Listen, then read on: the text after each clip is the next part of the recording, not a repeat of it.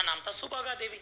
अब ये जो सुभागा देवी है, ये जब बड़ी हुई तो इसका विवाह कर दिया गया और विवाह वाले दिन ही इसके पति की मृत्यु हो गई साहब। तो तुम काहे को दुखी हो रहे हो? तो विवाह वाले दिन इस भापड़ी के पति की मृत्यु हो गई साहब। और जब इसके पति की मृत्यु हो गई तो साहब और इसके मन में ख्याल आया कि बोले जिए तो जिए कैसे बिना आपके।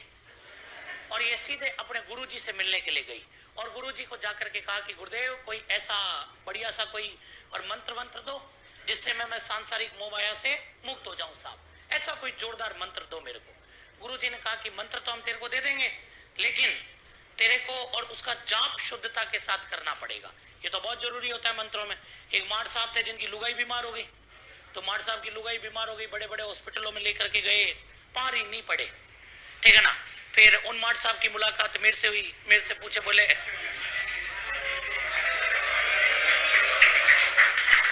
तो बोले गुरुजी लुगाई बोले बीमार है, बोले क्या करूं। मैंने एक काम कर, नवरात्रे चल रहे हैं, इसको सीधे कलकत्ता ले जा काली माता के मंदिर में, ठीक है ना, और वहां पुजारी से मुलाकात करना, वो तेरे को मंत्र बताएंगे बढ़िया, उसका जाप करना, पक्का दावा है कि लुगाई सही हो जाएगी। बोले गए साहब कलकत्ता जाकर के काली माता के मंदिर में पहुंचे, पंडित जी से मुलाकात हुई। पंडित जी ने कहा बोले देखो जी मार साहब, मंत्र हम आपको दे देंगे लेकिन शुद्धता के साथ जाप करना, गलत बोलोगे तो नेगेटिव इफेक्ट पड़ जाएगा। बोले तो साहब बोले आप तो बताओ। बोले मैंने बीएड कर रखी है, बढ़िया ही जाप करूंगा। बोले तो बताया, बोले मंत्र, बोले आपको बोलना है मम भार्याम रक्षतु, मम भार्याम रक्षतु, मम मतलब मेरी, भार्याम मतलब पत्नी की, रक्षतु मतलब रक्षा करो। बोले 9 दिन जाप करना है। बोले माठ साहब वहीं बैठ गए 9 दिन के लिए और जाप करने लगे, मम भार्याम रक्षतु, मम भार्याम रक्षतु, मम भार्याम रक्षतु, मम भार्याम रक्षतु। धीरे धीरे माठ साहब का दिमाग पता नहीं कहां चला गया और माठ साहब का दिमाग इधर उधर हुआ तो माठ साहब बोलने लगे मम भार्याम बक्षतु, मम भार्याम बक्षतु, मम भार्याम बक्षतु।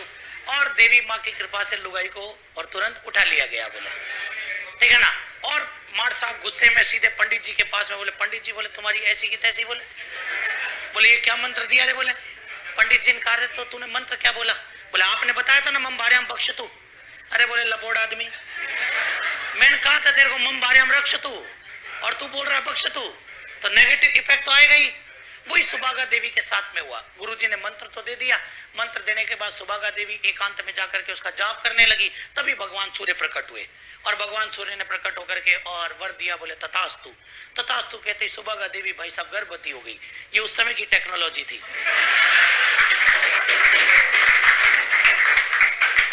तो साहब ये जो सुभागा देवी थी, ये सुभागा देवी और गर्भवती हो गई और ये सीधे अपने पिताजी के पास में गई और पिताजी का नाम देवादित्य।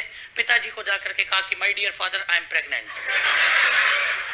पिताजी ने कहा बोले बावड़ी तेरा दिमाग खराब है। बोले गांव में बदनामी कराएगी। बोले इट कांट पॉसिबल। बोले ये पॉसिबल।